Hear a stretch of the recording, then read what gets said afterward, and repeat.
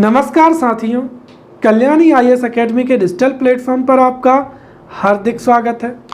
इस लेक्चर में हम कृषि उत्पाद तकनीक या एग्रीकल्चरल प्रोडक्ट टेक्नोलॉजी को बहुत ही अच्छे से पढ़ेंगे एवं समझेंगे। तो शुरू करते हैं।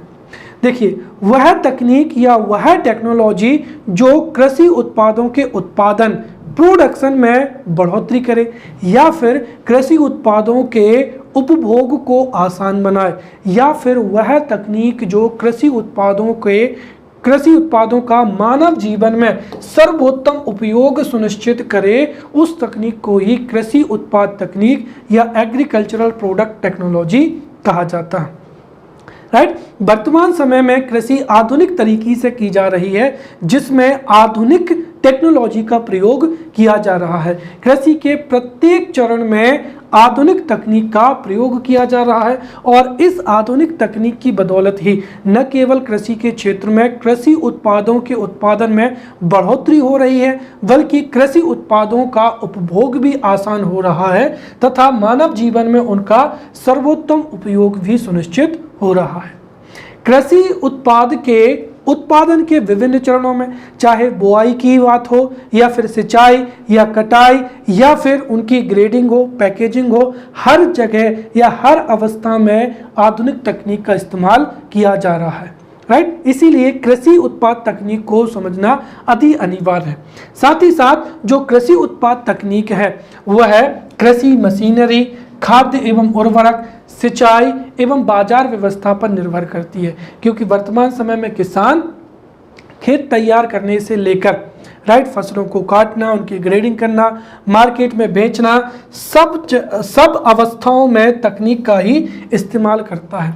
राइट। तो कृषि उत्पाद तकनीक को हम कृषि के विभिन्न चरणों में बहुत ही अच्छे से समझेंगे। तो कृषि उत्पाद तकनीक को हम बीज के माध्यम से समझेंगे, भूमि, राइट, कृषि मशीनीकरण को समझेंगे, राइट, उर्वरक, सिंचाई और क्या हो जाएगा, कीटनाशक या खरपतवार नाशक। राइट। तो हम हर एक अवस्था में कृषि उत्पादन के प्रत्येक चरण में जो है कृषि तकनीकी का प्रयोग कैसे कृषि उत्पाद तकनीक महत्वपूर्ण सिद्ध हो सकती है, इस पर हम अच्छे से समझते हैं। राइट। और यहाँ से MCQs भी पूछे जाएंगे। राइट। तो शुरू करते हैं हम यहाँ पर भूमि से। देखिए, कृषि भूमि आधारित गतिविधि होती है। यदि भूमि अच्छी होगी तो उससे उत्पादन में क्या होगी, बढ़ोतरी होगी। राइट। तो कृषि पूर्णतः भूमि आधारित गतिविधि होती है, जिसमें भूमि की गुणवत्ता एवं भूमि का आकार उत्पादन को प्रभावित करता है। यदि भूमि की गुणवत्ता अच्छी होगी, अर्थात भूमि में सभी प्रकार के पोषक तत्व मौजूद होंगे, उससे कृषि उत्पादों के उत्पादन में बढ़ोतरी होगी। साथ ही साथ यदि भूमि का आकार बड़ा होगा तो उससे मशीनीकरण संभव हो पाएगा और मशीनीकरण के संभव होने से ही उत्पादन में भी बढ़ोतरी होगी। इसके साथ ही यदि किसी व्यक्ति के पास में भू अधिकार है तो वह भी उस व्यक्ति के सामाजिक विकास में, आर्थिक विकास में महत्वपूर्ण भूमिका निभाता है। भू अधिकार सामाजिक रुतबा एवं साख हेतु सुरक्षा के रूप में भी कार्य करते हैं। भूमि से संबंधित समस्या कौन कौन सी होती हैं, उनको हम यहाँ पर समझते हैं। तो देखिए, भूमि से संबंधित सबसे महत्वपूर्ण समस्या है जनसंख्या वृद्धि, क्योंकि जनसंख्या वृद्धि होने से भूमि का बंटवारा हो रहा है। राइट। तो जैसे जैसे जनसंख्या बढ़ेगी वैसे वैसे भूमि पर उत्तराधिकारियों की संख्या बढ़ेगी, और यदि भूमि के उत्तराधिकारियों की संख्या बढ़ेगी तो उससे जो एग्रीकल्चरल होल्डिंग है या लैंड होल्डिंग है वो फ्रेगमेंट हो जाएगी या उसका विखंडन हो जाएगा। और यदि एग्रीकल्चरल होल्डिंग जितनी छोटी होगी उसमें मशीनीकरण उतना ही क्या हो जाएगा, कठिन हो जाएगा। उदाहरण के लिए अगर मैं आपको बताऊं, जैसे किसी के पास में यदि 1 एकड़, राइट, किसी के पास में यदि 1 एकड़ जमीन है और किसी के पास में यदि 20 एकड़ जमीन है, तो जाहिर सी बात है 20 एकड़ वाला किसान कृषि उत्पादन में बढ़ोतरी के लिए हर एक प्रकार की मशीन को खरीद सकता है। 20 एकड़ का किसान जो है ट्रैक्टर को, थ्रेसर को, हार्वेस्टर को, लैंड जो लेवलर्स होते हैं उनको खरीद सकता है। और यदि कृषि में मशीनीकरण की बढ़ोतरी होगी तो उससे कृषि उत्पादन में भी क्या होगी, बढ़ोतरी होगी। वहीं 1 एकड़ का किसान है, उसके पास में जगह भी कम है और जगह कम होने से वह अपनी मशीनों का एक तो इस्तेमाल नहीं कर पाएगा और दूसरी चीज वो है इतनी भारी भरकम मशीनों को भी खरीद नहीं पाएगा। इसीलिए लैंड होल्डिंग का जो है कंसोलिडेशन बहुत ही अनिवार्य होता है, राइट। तो यदि कृषि जोत विखंडित हो जाएगी तो उससे मशीनीकरण नहीं हो पाएगा और मशीनीकरण नहीं हो पाएगा तो उससे निम्न उत्पादन होगा और निम्न उत्पादन होगा तो उससे किसानों की आय भी क्या होगी, निम्न होगी, राइट। तो किसानों की आय निम्न होने के पीछे, राइट, मशीनीकरण का कम उपयोग होना या मशीनीकरण का यदि कम प्रयोग होगा तो उससे क्या होगा, निम्न उत्पादन होगा, राइट। अब इस समस्या का समाधान कैसे किया जा सकता है, राइट। तो भूमि समस्या का जो है, भूमि का समाधान हम यहाँ पर समझते हैं। सबसे पहली चीज़ तो ये है कि हमारे देश में जितने भी छोटे एवं सीमांत किसान हैं जिनके पास में 1 हेक्टेयर या उससे भी कम हेक्टेयर की ज़मीन है, उनको भूमि एकत्रण के लिए प्रोत्साहित किया जाना चाहिए, राइट। यदि लैंड कंसोलिडेशन होगा या भूमि का एकत्रीकरण होगा तो उसके कई फायदे होंगे, राइट। भूमि एकत्रीकरण से मशीनीकरण को बढ़ावा मिलेगा जिससे कृषि उत्पादों के उत्पादन में वृद्धि होगी, राइट। या फिर सामूहिक खेती को क्या देना चाहिए, बढ़ावा देना चाहिए, राइट। किसी भी ग्रामीण क्षेत्र के या किसी भी क्षेत्र के 10 से 20 किसान आपस में अपनी भूमि का सभी संसाधनों को पूल कर सकते हैं और सभी किसान मिलकर जो है, सभी किसान और अपने जितने भी उनके पास में संसाधन है उनका प्रयोग करते हुए सामूहिक खेती कर सकते हैं और सामूहिक खेती करेंगे तो उससे मशीनीकरण को भी बढ़ावा मिलेगा, साथ ही साथ वह बेहतर तरीके से भी अपने ज्ञान एवं कौशल के माध्यम से उत्पादन में बढ़ोतरी कर सकते हैं। या फिर जो छोटे किसान हैं उनको अपनी कृषि भूमि को बड़े जो किसान हैं उनको बेचकर दूसरे क्षेत्रों में रोजगार तलाशने चाहिए, राइट। अब ये बात उतनी उपयुक्त नहीं है, परंतु जिनके पास में बहुत ही कम जमीन है, राइट, जो ना तो वहाँ पर उत्पादन कर सकते हैं और ना ही उत्पादन से अपना जीविकोपार्जन कर सकते हैं, राइट, उनको द्वितीय क्षेत्रों में या तृतीय क्षेत्रों में रोजगार के अवसर तलाशने चाहिए। इसके साथ ही क्या हो जाएगा, भारत सरकार ने जमींदारी प्रथा के उन्मूलन के लिए भूमि सुधार भी किए। तीसरी चीज हम यहाँ पर ये कह सकते हैं कि वर्तमान समय में मशीनीकरण की बदौलत ही, राइट, मशीनीकरण के कारण ही कृषि उत्पादन में बढ़ोतरी हो रही है। जैसे मैं आपको 2 बातें यहाँ पर बताना चाहूँगा, एक हो जाएगी सोयाबीन और दूसरी फसल हो जाएगी किसकी, धान की या चावल की, राइट। तो प्राचीन समय में या आज से 10-15 वर्ष पहले मध्य प्रदेश में बड़े पैमाने पर सोयाबीन का उत्पादन किया जाता था, क्योंकि सोयाबीन की जो बुआई है वो ऊंची नीची या जो ढलान वाली भूमि होती है या ढलान वाले खेतों में सोयाबीन का उत्पादन किया जा सकता है। परंतु धान वह फसल है जिसको तभी उत्पादित किया जा सकता है जब खेत में हमेशा पानी क्या हो, पर्याप्त मात्रा में उपलब्ध हो, राइट। इसीलिए बड़े पैमाने पर जहां पर भी ढालानी खेत होते थे वहां पर सोयाबीन के उत्पादन को प्राथमिकता दी जाती थी। परंतु वर्तमान समय में 2 कारणों की वजह से, राइट, एक तो क्या हो जाएगा, एमएसपी हो जाएगा और दूसरा क्या हो जाएगा, मशीनों की वजह से। मशीनों की वजह से बड़े पैमाने पर जो खेत हैं उनमें सुधार किए जा रहे हैं, राइट। तो मशीनों के माध्यम से जो ढलान भूमि होती है उसकी मिट्टी को अगल बगल में इस तरीके से लेवल पे लाया जाता है और लेवल पर लाकर उसका एक अच्छा जो है लेवल का खेत बनाया जाता है। और यदि एक लेवल का खेत रहेगा तो इसमें भी अब जो है किसकी फसल हो सकती है, जो है चावल की फसल को उगाया जा सकता है। इसलिए अगर हम देखें तो वर्तमान समय में सोयाबीन का उत्पादन घट रहा है और चावल का उत्पादन बढ़ रहा है। दोनों ही जो है एक ही सीजन में बोई जाने वाली फसलें हैं, राइट। तो इसीलिए चूंकि मशीनों के माध्यम से खेतों का समतलीकरण हो रहा है और इससे चावल की फसल को उत्पादित किया जा रहा है और स्वाभाविक सी बात है चावल की फसल के उगाने से किसानों को और अधिक लाभ क्या होगा, प्राप्त होगा। साथ ही साथ कृषि मशीनीकरण से या आधुनिक जो लैंड लेवलर्स हो जाएंगे, राइट, या जो कल्टीवेटर्स हो जाएंगे तो कल्टीवेटर्स के माध्यम से, लैंड लेवलर के माध्यम से खेतों का समतलीकरण हो रहा है। राइट, तो समतलीकरण के भी जो है कई फायदे होते हैं। राइट, सबसे पहली चीज तो ये है कि समतलीकरण से जो मृदा कटाव है वह रोका जा सकता है। राइट, जो ढलानी भूमि होती है जब उस पर सिंचाई की जाती है तो उससे भूमि का कटाव होता है। राइट, भूमि समतलीकरण से मृदा कटाव रोका जा सकता है। खेत के चारों ओर जो है बंधान बनाए जा सकते हैं जिससे भी मृदा कटाव क्या होगा, कम होगा। साथ ही साथ इसका सबसे बड़ा फायदा होगा किस पर, सिंचाई में। ढलानु भूमि पर अगर आप सिंचाई करेंगे तो वो पानी क्या होता है, अगल बगल में बह जाता है, लेकिन समतल क्षेत्रों में सिंचाई करना भी क्या होता है, आसान होता है। क्लियर। अब दूसरा हम समझते हैं यहाँ पर बीजों के बारे में। देखिए, यदि कृषि उत्पादों, राइट, यदि कृषि उत्पादों के उत्पादन में वृद्धि करनी है तो या तो हमारे पास में जो भूमि क्षेत्र है उनकी बढ़ोतरी होना चाहिए, या फिर हमारे पास में ऐसे बीज होना चाहिए जिससे प्रति हेक्टेयर उत्पादन में बढ़ोतरी हो सके।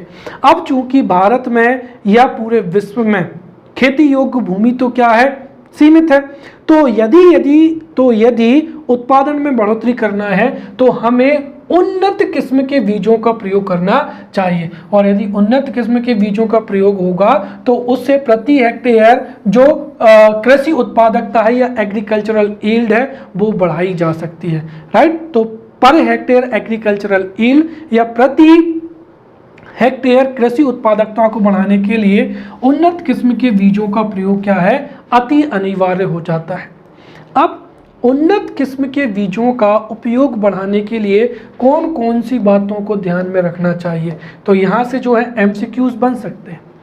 सबसे पहली चीज तो ये है कि अधिक से अधिक उत्पादन प्राप्त करने के लिए जो हाइब्रिड बीज हैं उनको प्रतिवर्ष बदलना चाहिए, क्योंकि हाइब्रिड बीज को जब आप पहली साल बोएंगे तो वो उत्पादन अच्छा देंगे, लेकिन यदि उन्हीं बीजों को आप दूसरी साल तीसरी साल लगाएंगे तो हर साल उत्पादकता में क्या होगी, कमी होगी। राइट, इसीलिए बीजों को हर साल बदलना चाहिए, जिसमें से अनिवार्य रूप से, यहाँ पर ध्यान से समझे, हाइब्रिड बीजों को आवश्यक रूप से प्रत्येक वर्ष बदलना चाहिए।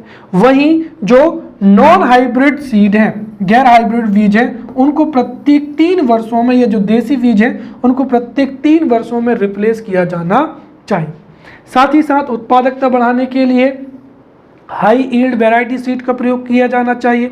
भारत में पारंपरिक रूप से देसी बीजों का, या जो पारंपरिक बीज होते थे उनका ही इस्तेमाल किया जाता था, परंतु हरित क्रांति 1967 से प्रारंभ हुई हरित क्रांति में बड़े पैमाने पर उन्नत बीजों का प्रयोग प्रारंभ हो चुका है।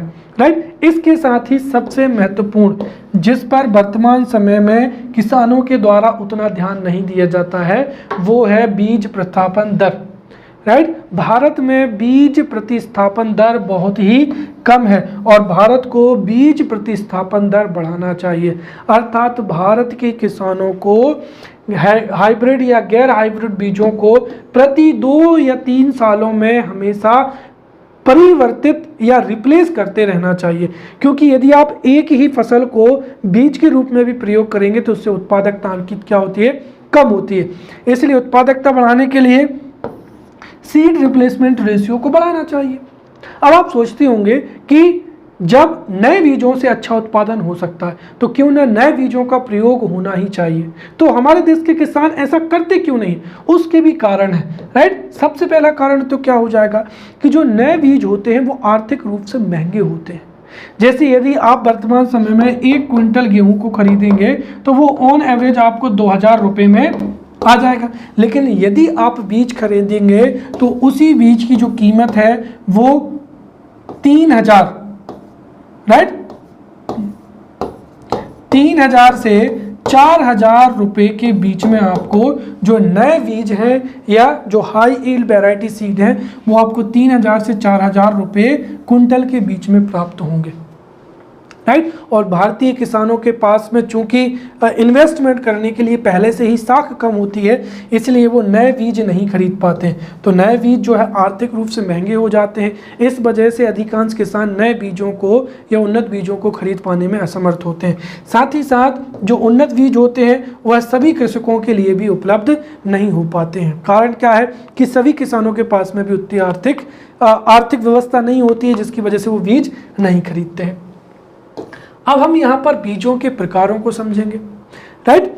तो कृषि उत्पादों के उत्पादन में बढ़ोतरी में बीजों से संबंधित जो टेक्नोलॉजी है, राइट, उससे क्रांति आई है। वर्तमान समय में उन्नत बीजों के प्रयोग से जो है उत्पादन लगभग 2 गुना हो चुका है, राइट। तो इसीलिए हम यहाँ पर बीजों को समझते हैं।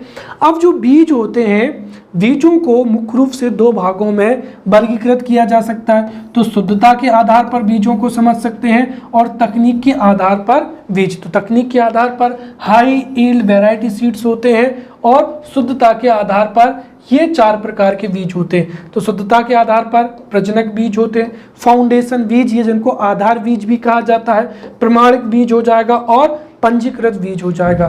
तो वहीं तकनीक के आधार पर बीजों में हाइब्रिड बीज हो जाएगा, जेनेटिक मॉडिफाइड बीज हो जाएंगे या सीड्स हो जाएंगे और टर्मिनेटर बीज हो जाएंगे। अब हम हर एक को बहुत ही अच्छे से समझेंगे। सबसे पहला क्या हो जाएगा, प्रजनक बीज हो जाएंगे।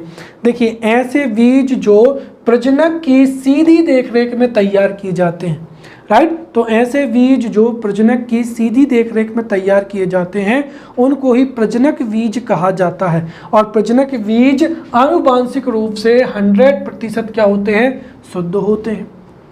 दूसरा हो जाएगा फाउंडेशन बीज या आधार बीज, राइट। तो ऐसे बीज जो कि प्रजनक बीजों के द्वारा विकसित किए जाते हैं, परंतु इन बीजों का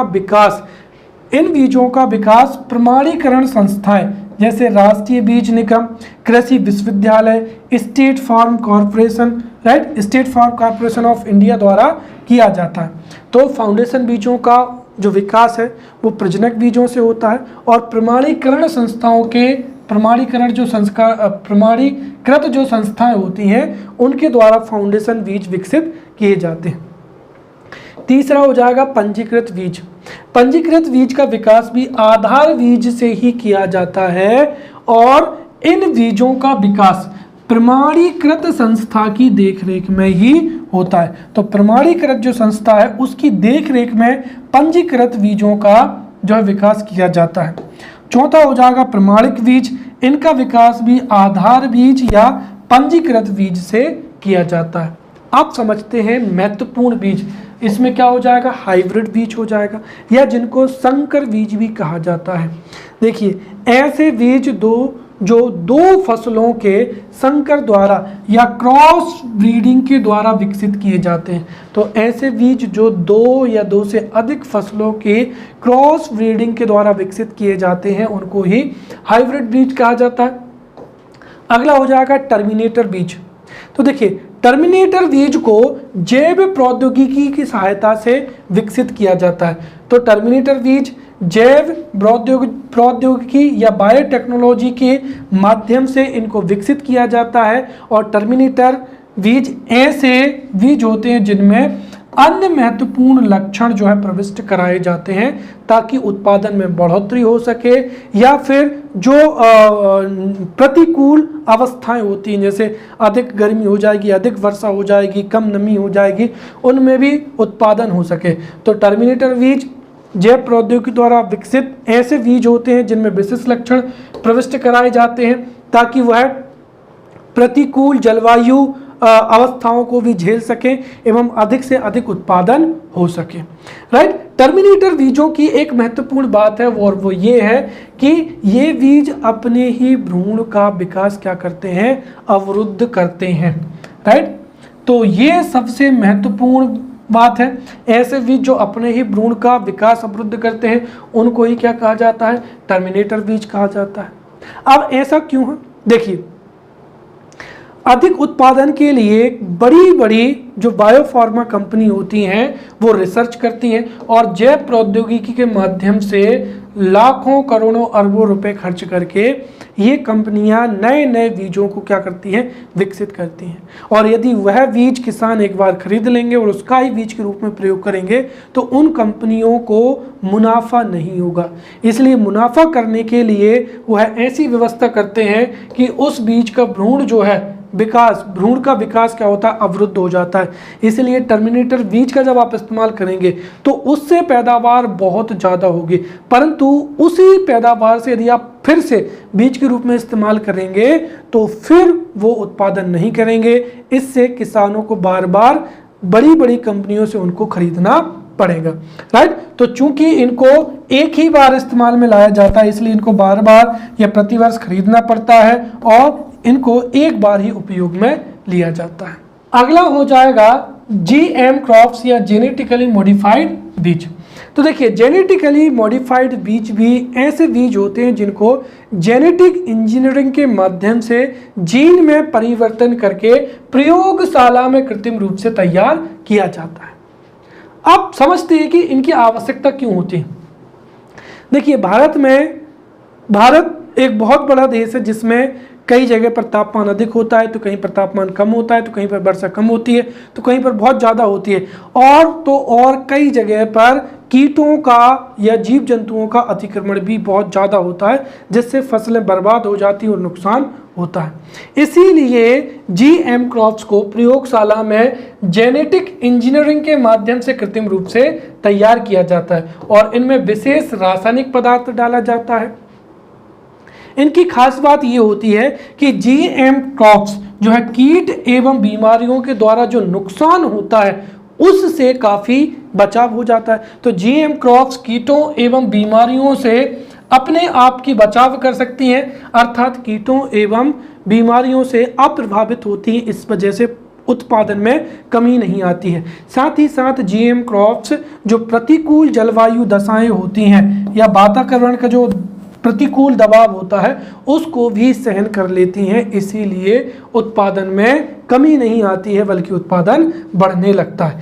इसके साथ साथ जो जीएम क्रॉप्स हैं इनको अनुत्पादक भूमि पर भी उगाया जाता है, अर्थात जहां पर उर्वरकता कम होती है वहां पर भी जीएम क्रॉप्स की मदद से खेती की जाती है। इसीलिए जीएम क्रॉप्स जो हैं वो बहुत ही क्या होती है, महत्वपूर्ण हो जाती हैं। परंतु समस्या ये है कि इनकी वजह से भी खाद्य श्रृंखला क्या होती है, प्रभावित होती है। इस वजह से कई देशों में जो जीएम क्रॉप्स हैं उनको क्या किया गया है, उन पर प्रतिबंध लगाया गया है। अब हम यहाँ पर जो है अन्य तथ्यों के बारे में चर्चा करेंगे कि भारत में उन्नत किस्म के बीजों की उपलब्धता को बढ़ाने के लिए सरकार ने कौन कौन से प्रयास किए हैं और यहाँ से एमसीक्यूज पूछा जा सकता है। तो भारत में किसानों के पास में उन्नत किस्म के बीज उपलब्ध हों, इसके लिए भारत सरकार ने 1956-57 में ही राज्य बीज फार्म परियोजना शुरू की थी। तो राज्य बीज फार्म परियोजना की शुरुआत 1956-57 में हुई थी। इसके साथ ही सरकार ने बीज अधिनियम 1966 तैयार किया था ताकि बाजार में बीजों की उपलब्धता सुनिश्चित हो सके। वर्तमान समय में इसका ड्राफ्ट तैयार है लेकिन ये अभी तक कानून नहीं बना है, राइट। तो बीजों की उपलब्धता को और अधिक सुनिश्चित करने के लिए बीज अधिनियम 1966 को बीज अधिनियम 2014 से प्रतिस्थापित किया जाएगा। ये जो बीज अधिनियम 2014 है ये ड्राफ्ट की स्थिति में है। इसके साथ ही वर्ष 1963 में राष्ट्रीय बीज निगम की स्थापना भी की गई थी, राइट। इसके अलावा विदेशों में जो उन्नत किस्म के बीज हैं जो कि भारत में मौजूद नहीं है या भारत में उपलब्धता नहीं है, तो विदेशों में जो उन्नत किस्म के बीज उपलब्ध हैं उनको भारत में उपलब्ध कराने के लिए 1988 में 1988 में the new policy on seed development बनाई गई है। साथ ही साथ उन्नत किस्म के बीजों की उपलब्धता के लिए बीज गांव अवधारणा विकसित किए जा रही है, जिसमें ग्रामीण क्षेत्र के कृषकों को बीज तैयार करने का प्रशिक्षण दिया जाएगा ताकि ग्रामीण स्तर पर जो बीज की आपूर्ति है वो सतत रूप से बनी रहे। साथ ही साथ बीज बैंक एवं बीज वॉल्ट की भी स्थापना की जा रही है। अब जो बीज हैं या विभिन्न फसलें हैं उनकी हम यहाँ पर किस्मों को भी समझते हैं, राइट। यहाँ से भी जो है एमसीक्यूज के रूप में प्रश्न पूछा जा सकता है। तो भारत में जितने भी फसलों के बीज प्रयोग में लाए जाते हैं उनकी विभिन्न किस्मों को हम यहाँ पर समझते हैं, राइट। तो फसल और उनकी विभिन्न किस्मों को हम यहाँ पर समझेंगे। तो सबसे पहला क्या हो जाएगा, गेहूँ। तो गेहूँ की किस्म हो जाएगी सोनालिका, शैलजा, अर्जुन, मुक्ता, सुजाता, सेरा, जयराज, राइट। यूपी 368 और यूपी 262 ये गेहूं की किस्में हैं। फिर आलू की हो जाएगी कुफरी अलंकार। कुफरी शब्द जहां पर भी मिल जाए वो समझ लेना आलू की किस्में। तो कुफरी अलंकार, कुफरी चमत्कार और कुफरी बहार ये आलू की किस्में हो जाएंगी। फिर धान की IR8, IR24, जयंती, सोना, जया, कृष्णा, विजया, पद्मा, बाला सरस्वती, साकेत 3, साकेत 4, जगन्नाथ, जागृति, पंकज और मसूरी, ये सभी धान की प्रमुख फसलें हैं। फिर मूंगफली की अर्लीनर हो जाएगी ज्योति, जूनागढ़, चंद्रा एवं कौशल, राइट। फिर मक्का की किस्में समझते हैं। तो मक्का की जो किस्में हैं, मक्का की किस्म गंगा, सफ़ेद 2, गंगा 3, रणजीत, ढक्कन, Himalayan 1, 2, 3, right. BL42, Jawahar, Vikram, किसान, अंबर, श्वेता, तरुण और नवीन, ये मक्का की क्या हो जाएंगी, किस्में हो जाएंगी। फिर गन्ना की, ये तो सरल है, राइट। तो BO43, 47, BO49, BO65 ये गन्ना की क्या हो जाएंगी, प्रमुख किस्में हो जाएंगी। ज्वार की किस्मों में CSH first, CHS3, CHS9, CSB1, CSB3 और स्वर्ण, ये सभी ज्वार की किस्में हैं। फिर कॉफ़ी की old chicks, right, old chicks, Coorg, Kents और S288 ये कॉफ़ी की क्या हो जाएंगी, किस्में हैं। फिर चना की गौरव, अजय, अतुल, पूसा, पूसा 209, पूसा 208, पतंजलि 114A तथा RS11। कपास की श्यामली, लोहित, अंजलि, बेकानेरी और सुजाता, ये कपास की किस्में हो जाएंगी। फिर मटर की रचना, स्वर्ण रेखा, VL1, राइट, अर्केल, विनी विले, जवाहर मटर। अरहर की प्रभात हो जाएगी शारदा और मुक्ता, ये अरहर की किस्में हो जाएंगी। सोयाबीन की हारडीला, क्लार्क 63, पंजाब, अंकुर, ब्रैग, अलंकार, शिलाजीत, राइट। सरसों की वरुणा, शेखर, प्रकाश, क्रांति, हाला, संगम और क्या हो जाएगी, सुफला हो जाएंगी। ये जो है हमने फसलों की महत्वपूर्ण किस्मों के बारे में चर्चा की। क्लियर। चलिए अब हम जो है सिंचाई के बारे में समझते हैं। तो सबसे पहले तो सिंचाई क्या होती है, तो देखिए सिंचाई से तात्पर्य भिन्न भिन्न समय अंतराल पर पौधों को पानी पहुंचाना है, और यदि भिन्न भिन्न अंतराल पर पौधों को पानी पहुंचेगा अर्थात सिंचाई होगी, तो सिंचाई से कृषि उत्पादों के उत्पादन में बढ़ोतरी होती है। सिंचाई से संबंधित हम यहाँ पर चुनौतियों को समझते हैं और फिर उनसे निराकरण की महत्वपूर्ण तकनीकों पर चर्चा करेंगे, राइट। तो सिंचाई से संबंधित चुनौती क्या है, सबसे महत्वपूर्ण तो यह है कि भारत को मानसून का जुआ कहा जाता है, क्योंकि भारत की अधिकांश कृषि वर्षा पर आधारित होती है। साथ ही साथ भारत एक वाटर स्ट्रेट्स कंट्री है, अर्थात 2050 तक भारत में जल संकट उत्पन्न हो जाएगा, अर्थात भारत में जल की कमी है। इसीलिए भारत में उन्नत या आधुनिक सिंचाई सुविधाएं होनी चाहिए। साथ ही साथ जब कभी भी अल नीनो की स्थिति होती है तो उस समय भी सूखे की स्थिति पड़ जाती है, और जब कभी भी सूखे की स्थिति उत्पन्न होगी या फिर सिंचाई की अनुपस्थिति होगी तो कृषि उत्पादों के उत्पादन में कमी आएगी। एक और सबसे महत्वपूर्ण बात है वो ये है कि हमारे देश में नवीन तकनीकी का क्या है? अभाव है। भारत में गन्ना है, चावल है और कई ऐसी फसलें हैं जिसमें अभी भी परंपरागत तरीके से सिंचाई होती है, और इस सिंचाई की वजह से हम हमारे जल संसाधनों का अविवेकपूर्ण तरीके से दोहन कर रहे हैं। उदाहरण के लिए भारत के किसान 1 किलो चावल उगाने के लिए 3 से 5,000 लीटर जल का उपयोग करते हैं, जबकि चीन में 1 किलो चावल उगाने के लिए 350 लीटर जल का उपयोग किया जाता है। मतलब चीन की जो तकनीक है वो भारत की तकनीक से कहीं ज़्यादा उन्नत है, राइट। तो यदि हमें हमारे देश के जल संसाधनों का भंडारण करना है, उनकी सुरक्षा करना है और कृषि में उत्पादन को भी बढ़ावा देना है, तो नवीन सिंचाई की नवीन विधियों का उपयोग किया जाना चाहिए, राइट। और सिंचाई की भी कई विधियां होती हैं, जिसमें से जो नवीन विधियां हैं उसमें से क्या हो जाएगा, एक तो क्या हो जाएगा स्प्रिंकलर, राइट। तो स्प्रिंकलर द्वारा सिंचाई की जानी चाहिए। स्प्रिंकलर द्वारा कम पानी में हम अधिक क्षेत्रफल को क्या कर सकते हैं, सिंचाई कर सकते हैं। फिर क्या हो जाएगा, ड्रिप इरिगेशन हो जाएगा।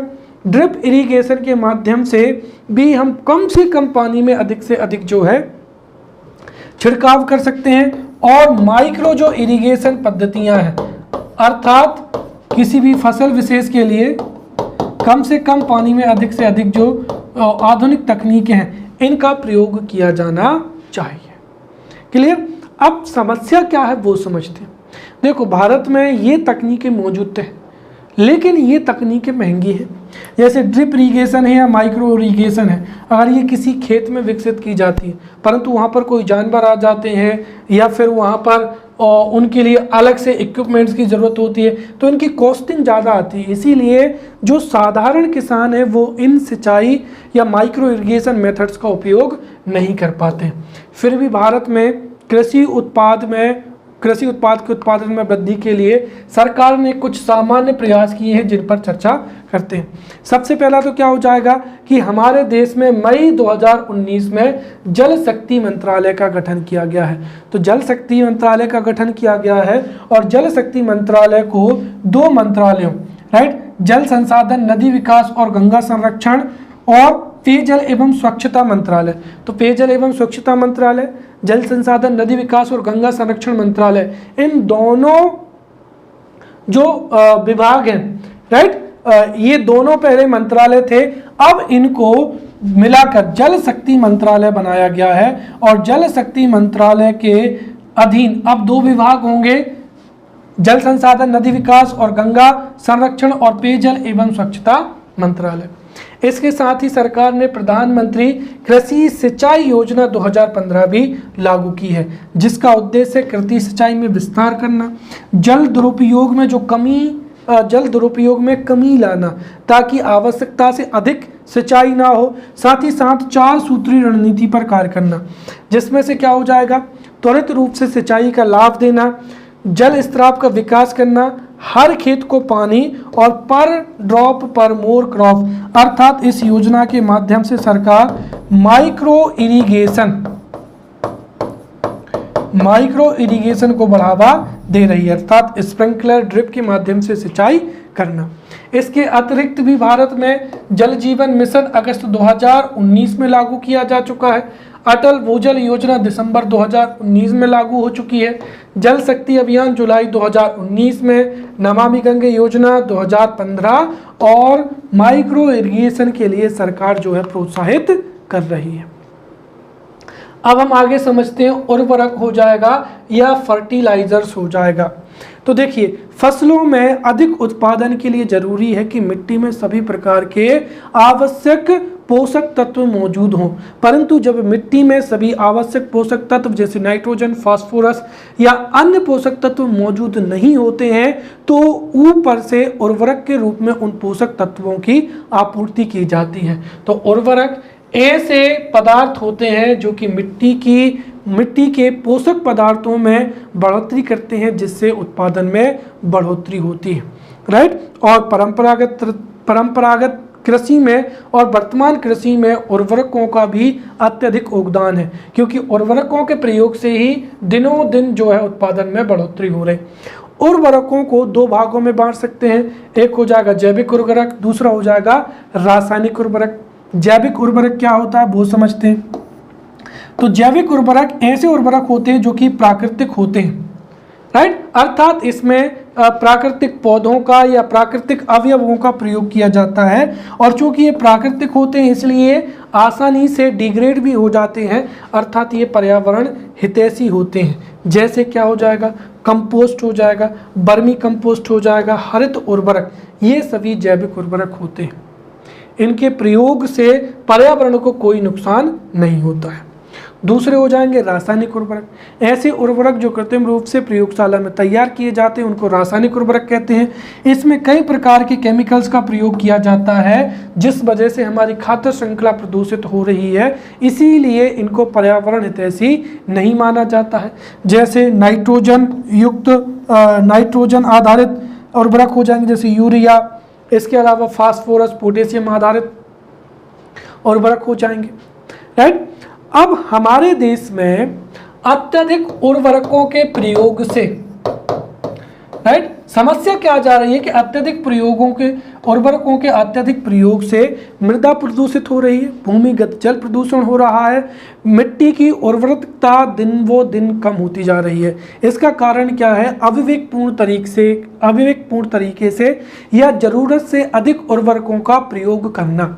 तो जब जरूरत से अधिक उर्वरकों का प्रयोग होगा तो उसकी वजह से ही जलवायु मृदा प्रदूषण बढ़ रहा है, खाद्य श्रृंखला प्रदूषित हो रही है, साथ ही साथ कई बीमारियां भी फैल रही, राइट, जिनको रोकने के लिए सरकार ने कुछ उपाय किए हैं। उसमें सबसे पहला क्या हो जाएगा, मृदा स्वास्थ्य कार्ड योजना हो जाएगा।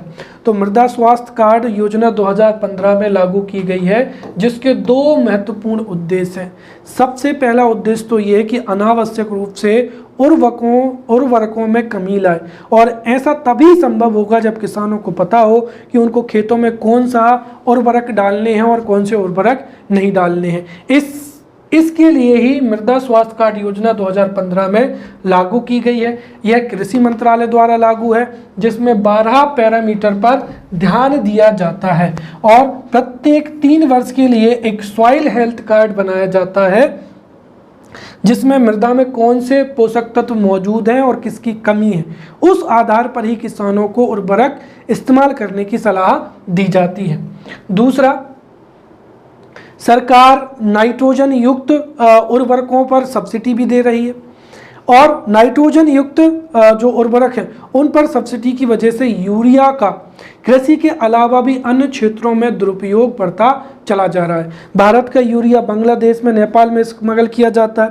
अन्य रासायनिक जो उद्योग होते हैं उनमें भी यूरिया का प्रयोग होता है, और इस वजह से जो सब्सिडाइज्ड या सब्सिडी युक्त यूरिया होता है वह कृषि के अलावा अन्य क्षेत्रों में उसका प्रयोग कम हो, इसके लिए सरकार नीम कोटेड यूरिया जो योजना है ये 2015 से चला रही है। इसका फायदा क्या होगा कि जो नीम कोटेड यूरिया है उसका उपयोग गैर कृषि उद्योगों में एवं स्मगलिंग के लिए नहीं हो पाएगा, और दूसरा यह जल में घुलने की दर कम कर देता है, जिससे फसलें आसानी से पोषण को प्राप्त कर पाएंगी, जिससे उत्पादन अधिक होगा। साथ ही साथ इससे कीड़ों एवं फसल रोग में भी कमी आएगी। साथ ही साथ सरकार भारत में उर्वरकों की उपलब्धता के लिए पोषक आधारित सब्सिडी भी दे रही है। अब हम आगे चर्चा करते हैं यहाँ पर कीटनाशक या खरपतवार, राइट। तो कीटनाशक या खरपतवार आधुनिक तकनीक के वे अवयव हैं जिनसे फसलों को कीटों से या खरपतवारों से बचाया जा सकता है, राइट। यदि कोई फसल अच्छी है परंतु यदि अधिक मात्रा में खरपतवार उग जाएगी या फिर कीटों का आक्रमण हो जाएगा तो उससे फसल बर्बाद हो जाएगी या उत्पादकता कम होगी। इसी वजह से कीटनाशकों का प्रयोग फसलों को कीड़ों से बचाने के लिए एवं खरपतवार नाशकों का प्रयोग जो खरपतवार होती है उससे बचाने के लिए इनका प्रयोग किया जाता है। परंतु वर्तमान समय में अत्यधिक कीटनाशक एवं खरपतवार नाशक का प्रयोग करने से कई चुनौतियां उत्पन्न हुई हैं। अविवेकपूर्ण तरीके से या जरूरत से ज़्यादा कीटनाशक एवं खरपतवार नाशक प्रयोग करने से मृदा एवं भूमिगत जल प्रदूषित हो रहा है। इसके साथ ही कुछ हानिकारक रसायन हमारी खाद्य श्रृंखला में भी प्रवेश कर रहे हैं, जिससे कैंसर एवं अन्य गंभीर बीमारियों का खतरा बढ़ रहा है। साथ ही साथ इससे जैव विविधता को भी खतरा बढ़ रहा है। अब इसका समाधान होना चाहिए। नो डाउट खरपतवार एवं कीटनाशक कृषि उत्पादों के उत्पादन में बढ़ोतरी के लिए आवश्यक है, परंतु विवेकपूर्ण तरीके से या उचित प्रयोग के लिए जो है सरकार जैविक कृषि को भी प्राथमिकता दे रही है, क्योंकि वर्तमान समय में खाद्य श्रृंखला इतनी प्रदूषित हो चुकी है कि उससे कई प्रकार की बीमारियां हो रही। इसीलिए जैविक कृषि, जिसमें रासायनिक कीटनाशकों, खरपतवारों का या रासायनिक उर्वरकों का प्रयोग नहीं किया जाता है, उस जैविक कृषि को प्रोत्साहन दिया जा रहा है। साथ ही साथ प्रधानमंत्री कृषि विकास योजना भी संचालित की जा रही है। राइट, अगला हो जाएगा कृषि मशीनीकरण या फार्म मैकेनाइजेशन हो जाएगा। तो वर्तमान समय में कृषि उत्पादों के उत्पादन में बढ़ोतरी में कृषि मशीनीकरण का सबसे महत्वपूर्ण स्थान है। राइट, कृषि मशीनीकरण के कारण ही वर्तमान समय में उत्पादन में दिनों दिन क्या है, बढ़ोतरी हो रही है। उसके कुछ कारणों को यहाँ पर हम समझते हैं। राइट, जैसे अगर हम देखें तो परंपरागत जो कृषि होती थी उसमें एक फसल को बुआई करने में, उसको तैयार करने में काफ़ी सारा समय लग जाता था। इस वजह से किसान मुश्किल से 1 या 2 फसल ही ले पाते थे। परंतु वर्तमान समय में आधुनिक मशीनों के प्रयोग कर से खेती की जुताई हो जाएगी, फसलों की कटाई हो जाएगी, थ्रेसिंग हो जाएगी, उनकी ग्रेडिंग हो जाएगी, पैकिंग हो जाएगी। ये बहुत ही तेज़ी से किया जा सकता है। अर्थात अब किसान केवल 8 से 10 दिन में अपनी फसलों को तैयार करके बाजार में बेच सकता है और वह अगली फसल की बुआई के लिए खेतों को तैयार कर सकता है। राइट, पहला। दूसरा चीज ये है कि वर्तमान समय में कृषि मशीनीकरण से खेतों का क्या हो रहा है, समतलीकरण हो रहा है। राइट, पहले जहां पर खेत ढालानी होते थे, उबड़ खाबड़ होते थे, जिन पर सिंचाई करना आसान नहीं था, जिन पर बुआई करना आसान नहीं था, परंतु बड़े बड़े जो कृषि मशीनें हैं, जैसे ट्रैक्टर के माध्यम से, कल्टीवेटर के माध्यम से, या लैंड लेवर के माध्यम से, या टारा के माध्यम से खेतों का समतलीकरण हो रहा है, जिससे सिंचाई आसान होगी और साथ ही साथ सिंचाई आसान होगी और आधुनिक मशीनों का प्रयोग करना भी क्या होगा, आसान होगा। राइट, और चौथा, जो आधुनिक तकनीकें हैं उनका भी जो है इस्तेमाल बढ़ता चला जा रहा है। इसीलिए हम ओवरऑल कह सकते हैं कि खेतों को समतलीकरण करने में, राइट, खेतों को समतलीकरण करने के लिए, राइट, खेतों को सुधारने के लिए, साथ ही साथ कम से कम समय में फसलों को तैयार करने के लिए, बुआई के लिए तथा उर्वरकों का प्रयोग करने के लिए, कीटनाशकों के छिड़काव के लिए कृषि मशीनों की जो उपयोगिता है वो दिन ब दिन बढ़ती चली जा रही है। और कृषि मशीन में क्या क्या आते हैं, ट्रैक्टर है, जैसे रीपर है, थ्रेसर है, कंबाइन हार्वेस्टर हो जाएगा, राइट, लैंड लेवलर्स हो जाएगा। इनके प्रयोग से जो है खेती उन्नत होती जा रही है। अब कृषि मशीनीकरण से भी संबंधित समस्याएं वो क्या है, जितनी भी कृषि मशीनें हैं उनमें से अधिकांश जो है विदेशों में विकसित हुई हैं और वो मशीनें उस देश की जलवायु के आधार पर विकसित की गई हैं, परंतु हमारे देश में उन मशीनों को एज इट एज खरीद कर उनका इस्तेमाल किया जा रहा है। अर्थात हम सीधा सीधा कह सकते हैं कि भारतीय जलवायु प्रदेशों के लिए उन मशीनों को एडजस्ट किया जाना चाहिए, कस्टमाइज किया जाना चाहिए। राइट, तो वो अधिक जो है क्या होंगी, उनका अधिक लाभ हमको मिल पाएगा। राइट, तो कृषि मशीनीकरण को और अधिक उन्नत करने के लिए जितनी भी कृषि मशीनें हैं उनको कस्टमाइज करना चाहिए ताकि वो भारत के जलवायु प्रदेशों के अनुरूप अच्छे से कार्य कर सकें, अर्थात कम ईंधन में खपत से वो अधिक से अधिक कार्य हमको कर दें। राइट, दूसरी चीज, भारत में आज भी कृषि मशीनों का बहुत ही कम प्रयोग होता है। उदाहरण के लिए अगर हम देखें तो जो भारतीय ट्रैक्टर इंडस्ट्री है वो नो डाउट दुनिया की सबसे बड़ी इंडस्ट्री है, परंतु ट्रैक्टरों का प्रयोग भी भारत में अभी भी कम है। राइट, मशीनीकरण भारत में, जैसे अगर हम औसत रूप से ले तो ट्रैक्टर। तो मशीनीकरण भारत में केवल और केवल 40% है, तो चाइना में 60% है, ब्राजील में 75% और अमेरिका में 95%। इसका मतलब अमेरिका की जो जितनी भी कृषि गतिविधियां होती हैं उनमें से 95% जो एक्टिविटी है वो मशीनों के द्वारा होती है। तो भारत में अभी भी कृषि की जो गतिविधियां हैं उनमें से 40% जो गतिविधियां हैं वह मशीनों से ही संभव होती हैं। अर्थात यदि हमें कृषि उत्पादन में बढ़ोतरी करना है तो कृषि मशीनीकरण को भी बढ़ावा देना होगा। जो कृषि मशीनें हैं उनको भारतीय जलवायु के आधार पर कस्टमाइज करना चाहिए। साथ ही साथ भारत में जो लघु एवं सीमांत किसान हैं वो मशीनों को खरीद सके, इसके लिए सरकार को वित्तीय या आर्थिक जो है मदद भी देनी चाहिए। साथ ही साथ भारतीय जो फसलें हैं एवं भारतीय जो जलवायु है उनके अनुसार मशीनों की रिसर्च एंड डेवलपमेंट होना चाहिए ताकि भारतीय जलवायु के अनुसार ही मशीनों का विकास हो सके। राइट, तो ये हमने कृषि उत्पाद तकनीक को बहुत अच्छे से समझा। अब अगले लेक्चर में मिलते हैं, तब तक के लिए धन्यवाद।